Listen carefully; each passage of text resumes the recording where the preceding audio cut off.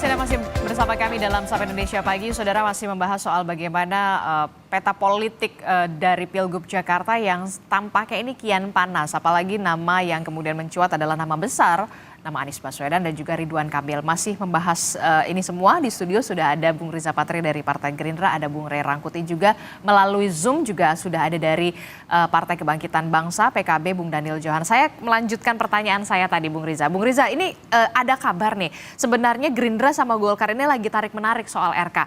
RK ini kalau dari Golkar maunya di Jawa Barat, sementara kalau dari Gerindra ini RK ini maunya dimajukan ke Jakarta. Betulkah demikian? Ya, jadi pertama memang di Golkar sendiri awalnya Kang Emil itu direkomendasikan di dua provinsi, di Jawa Barat dan di DKI Jakarta. Kemudian untuk Jakarta sendiri Golkar merekomendasikan awalnya selain Kang Emil ada ketua DPD Golkar DKI Jakarta yaitu Zaki Iskandar yang ketua juga. Bahkan belakangan masuk nama Erwin Aksa di Golkar untuk DKI. Jadi ada 3 nama ya. Memang DPD Golkar Jabar pengennya Kang Emil karena pengen menang. Kang Emil kan dianggap gampang lah menang di Jawa Barat. Ya memang udah playgroundnya. Ya, nah, sementara Gerindra juga maunya menang sementara di DKI kan karena punya ketuanya pengennya Kang Jaki yang diusung. Itu sah-sah saja. Nah Gerindra kan hitungannya bukan untuk kepentingan pribadi Partai Gerindra, jadi kepentingan bangsa dan negara ke depan. Akhirnya kami dari Gerindra melalui Prof. Dasko melihat ada Kang Emil nih yang memiliki potensi untuk menang di Jakarta. Popularitas untuk dapat memenangkan Pilkada DKI Jakarta. Saya kira sederhana itulah. Apalagi kami kan berkoalisi dengan partai-partai lainnya.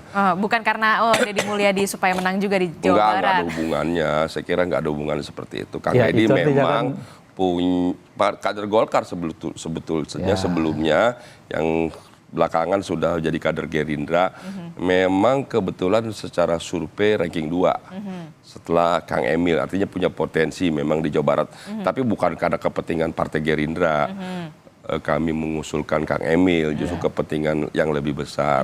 Kami melihat Kang Emil termasuk sosok yang kami yakini punya kemampuan dan untuk potensi yang dapat tadi Anda sebutkan tadi. Di DKI Jakarta. Bukan karena untuk Deddy Mulyadi supaya juga potensi menang di Jawa Barat juga. Kita tidak melihat seperti itu.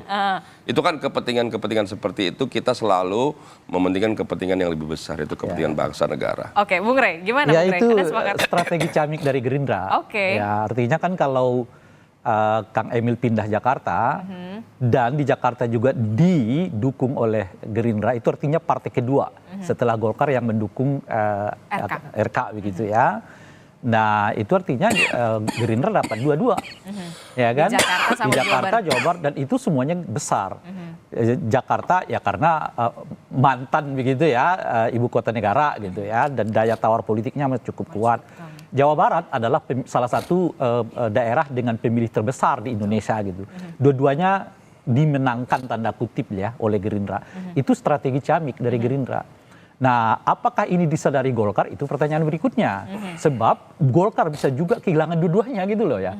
Dia kehilangan di Jawa Barat karena tokohnya nggak ada, tapi di Jakarta belum tentu menang. Gitu kira-kira itu. Nah, inilah yang akan kelihatan apa namanya itu jadi bacaan-bacaan gitu ya di antara kedua partai ini gitu. Jadi supaya strateginya menang nih di Jakarta menang, di Jawa Barat juga menang. Nah, ini yang kemudian juga pertanyaan saya selanjutnya adalah soal gini. RK ini juga ada nama Kaisang begitu ya, nama Kaisang yang Kaisang juga menyebutkan memang nantilah tunggu kejutan di bulan Agustus. Nah kalau dari Partai Politik Koalisi Indonesia Maju ini melihat sosok Kaisang ini akankah memang akan meningkatkan elektabilitas RK jika memang maju di Jakarta, atau justru nantinya waduh jangan-jangan malah menggerus nih? Ya saya kira kan ya kebetulan kan di pemilu 2024, Pilpres, Pileg maupun Pilkada, itu kan pemilih dari kelompok milenial, kelompok muda kan melebihi 56%. Saya kira itu menjadi pertimbangan yang cukup baik untuk diperhitungkan ya. Mas Kaisang ini kan memang muda sekali ya. Mungkin calon wakil gubernur termuda nih. Kalau ya insya Allah kalau diusulkan oleh koalisi. Dan juga Mas Kaisang ini kan sosok baru ya, di Jakarta juga membutuhkan sosok-sosok baru ya. Jadi sosok baru itu punya keuntungan ya, punya kelebihan, tidak ada masalah dengan masa lalunya. Mudah-mudahan ini jadi modal bagi Mas Kaisang ke depan. Selebihnya tentu kita serahkan kepada Mas Kaisang pribadi, dan juga partai PSI, dan juga partai nanti yang akan bergabung mendukung Kang Emil tentu akan mempertimbangkan secara baik sejauh mana Mas Kaisang bisa mendongkrak ya perolehan suara di Pilkada DKI Jakarta. Saya pribadi melihat Mas Kaisang punya peluang dan potensi untuk dapat meningkatkan suara di Pilkada DKI Jakarta. Anda yakin ada potensi untuk meningkatkan, tidak menggerus? Ya, saya kira memang itu tidak mudah dijawab ya, karena prosesnya kan Pilkada kebetulan masih lama dan berlangsung di 27 November. Tapi saya, pengamat boleh menyampaikan seperti itu, tapi saya pribadi punya keyakinan Mas Kaisang dapat meningkatkan perolehan suara di DKI Jakarta. Anda sepakat, Bung Rey, justru nama Kaisang ini akan meningkatkan elektabilitas dari RK kalau memang keduanya memang maju di Pilgub Jakarta. Benarkah masih ada pengaruh Joko Widodo yang cukup kuat untuk bisa meningkatkan elektoral? Saya kira kalau Jakarta itu bukan pengaruh Pak Jokowi ya. Pak Jokowi di Jakarta menurut saya bacaan saya negatif, bukan positif. Mengapa? Jadi misalnya kalau Pak Prabowo menang di Jakarta itu bukan karena Pak Jokowi, itu ya karena Pak Prabowo. Memang salah satu basis Pak Prabowo itu ada di Jawa ini kan Jakarta, Banten dan Jawa Barat gitu. Makanya strategi itu bagus tadi tuh, pindahkan Emil ke Jakarta, biarkan dia dimasuk gitu loh. Karena ini semuanya basisnya Pak Prabowo. Jadi Pak Prabowo bisa menang di tempat-tempat ini gitu. Nah oleh karena itu kalau masuk Kaisang ke dalam sebagai calon wakil dari Pak Emil, bacaan saya justru melorotkan suara karena ada dua sentimen masuk. Sentimen pertama adalah tolak Jokowi gitu ya. Sentimen kedua adalah tolak nepotisme. Jadi tolak Jokowi itu di partai-partai berbasis non pendukungnya Pak Jokowi kan. Nah tolak nepotisme itu di kelompok kelas menengah ke atas gitu. Jadi dengan masuknya Kaisang, apalagi dengan drama ya putusan MA seperti yang kemarin itu. Dan itu putusan MA ini masih memberikan sentimen negatif sampai nanti di Pilkada. Iya dengan sendirinya orang kan akan teringat kembali gitu. Dan pada saat yang bersamaan kelihatan mulai muncul kesadaran baru di kalangan kita bahaya dari nepotisme ini. Karena kan ada misalnya pejabat BUMN itu ternyata anunya si Anu ya kan, ininya si Anu, iparnya ponakan macam-macam itu. Jadi kalau Kaisang dipasangkan dengan RK, bacaan saya itu justru akan melambatkan perolehan suara Kaisang sendiri, karena setidaknya dua sentimen itu masuk. Kelompok yang non Jokowi dan yang kedua kelompok yang anti terhadap nepotisme politik itu. Itu tadi kalau dari pertimbangan soal RK dan Kaisang. Nah, kalau saya menanyakan ke Bung Daniel Johan, Bung Daniel ini kalau misalkan PKB sendiri bagaimana perkembangannya, update-nya soal nama Cawagup ini? Kan kalau kita lihat juga ada nama Bu Ida Fauziah juga yang kemudian sebelumnya juga sempat didorong paling tidak sebagai Cawagup begitu, Bung Daniel. Ya, makasih. Nah itu salah satu usulan yang muncul kalau di dalam internal PKB. Ya, ada beberapa nama kader yang dianggap baik untuk duet dengan Pak Anies. Tetapi PKB tentu tidak akan serta-merta mengusulkan, tetapi juga akan mendengarkan ya usulan-usulan dari partai koalisi lain. Nah yang penting saat ini adalah kita belum secara mendalam membahas persoalan wakil dari Pak Anies, tetapi kita akan berkomunikasi, kita meminta nanti wilayah juga berkomunikasi dengan intensif dengan partai-partai yang memang sudah menyampaikan dukungan meskipun baru dalam verbal, baik informal kepada Pak Anies ya, baik kepada PDIP, baik kepada Nasdem, baik kepada PKS ya. Mudah-mudahan proses komunikasi ini di tingkat wilayah itu berjalan dengan baik, dan nanti tentu selama perahu nanti sudah utuh, baru kita masuk ke tahapan lebih serius, lebih matang untuk membahas wakil yang paling tepat untuk Pak Anies nanti. Oke, termasuk juga komunikasi yang nanti akan dibangun oleh PKB itu adalah mungkin ke PKS begitu ya kan, akan juga sowan, kemudian ke Nasdem begitu. Nasdem juga kan sudah jelas sekali Nasdem Jakarta memang memajukan nama Anies Baswedan. Ya tentu itu proses alami yang akan berlangsung ke depan. Termasuk lobby-lobby politik juga yang nantinya mungkin PKS akan mempertimbangkan, ya ini kan saya partai dengan raihan suara tertinggi di Jakarta ini, paling tidak ya saatnya untuk menjadi menyerahkan nama untuk sebagai cawagup. Anda terima kalau dari PKB sendiri? Ya itu kan hasil dari proses rembukan nanti antara suara-suara partai sambil melihat bagaimana penerimaan dan respon dari Pak Anies. Tetapi mungkin nanti kita juga akan menilai ukuran-ukuran yang lebih rasional. Artinya mungkin kita ada proses bagaimana elektabilitasnya, bagaimana penerimaan masyarakat, respon positif, respon negatif. Intinya yang untuk memastikan sehingga pasangan Pak Anies nanti itu adalah yang bisa memenangkan Pilkada DKI. Oke, baik. Kita ya kalau misalkan dari Bung Daniel mengatakan realistisnya akan seperti apa nanti dibahas di selanjutnya. Nah, kalau Bung Rey melihat bagaimana peluang antara PDIP dan PKS ini berkoalisi. Oke, kalau dari elitnya mungkin akan legowo, mencair, tapi basis masa mereka yang memang bertolak belakang kan? Kalau dilihat. Iya, itu yang saya sebut tadi kan Pilpres itu semacam eksperimen. Sejauh apa tingkat soliditas pemilih terhadap partai politik. Saya kira PDIP dengan perolehan suara seperti sekarang secara nasional itu menunjukkan parti ID mereka cukup tinggi. Artinya sekalipun digoncang sana sini, termasuk di dalamnya adalah keluarnya Pak Jokowi dari PDI Perjuangan gitu. Tapi perolehan suara mereka memang turun tapi tetap tinggi kan.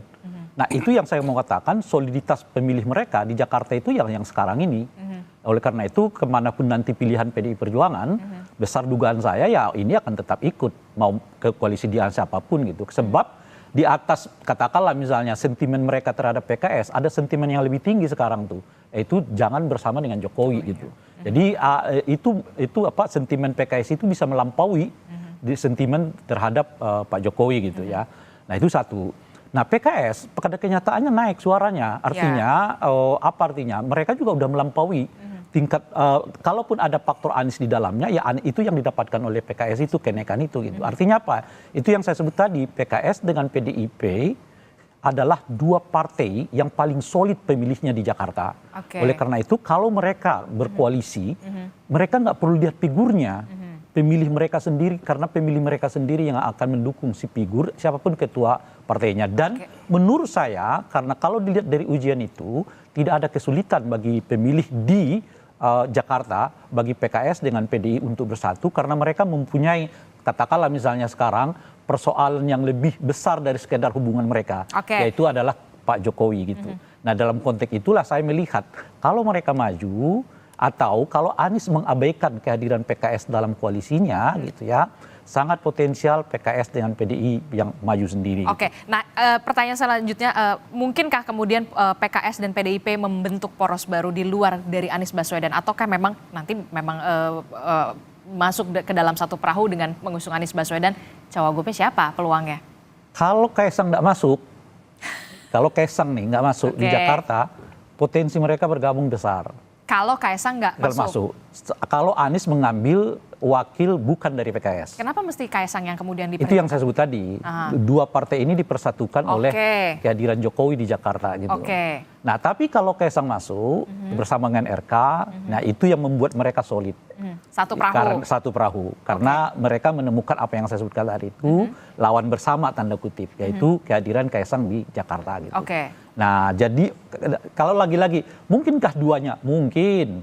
Apa yang nggak mungkin? Jokowi dengan Prabowo aja ketemu, malah saling dukung. Oke, tidak ada yang tidak mungkin tidak dalam dunia politik ya? Gaya nggak mungkin itu cuman yang disebut tadi oleh Bung Riza.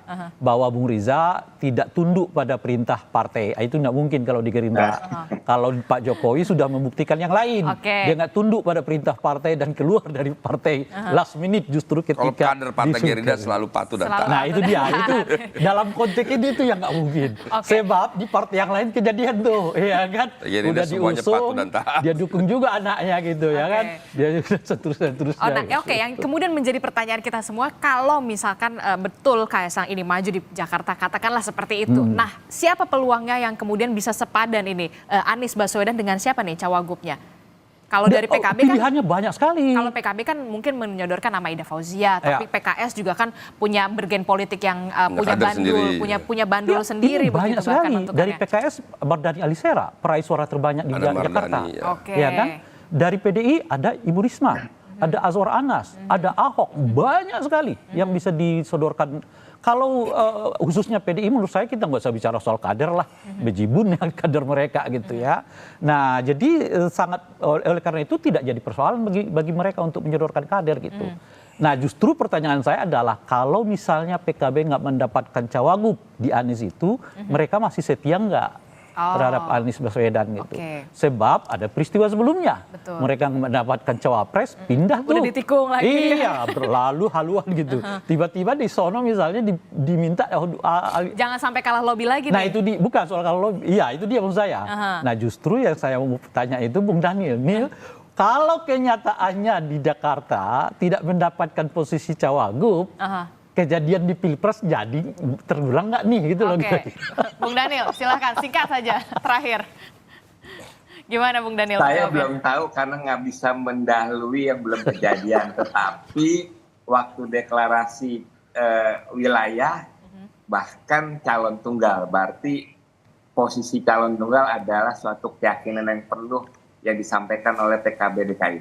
Kita akan lihat nanti seperti apa dinamika politiknya karena memang masih beberapa bulan lagi kemungkinan bisa saja terjadi di last minute begitu ya. Kalau kita melihat ya nanti bakal ada kejutan lah di bulan Agustus begitu. Nanti kita akan lihat bagaimana kejutannya.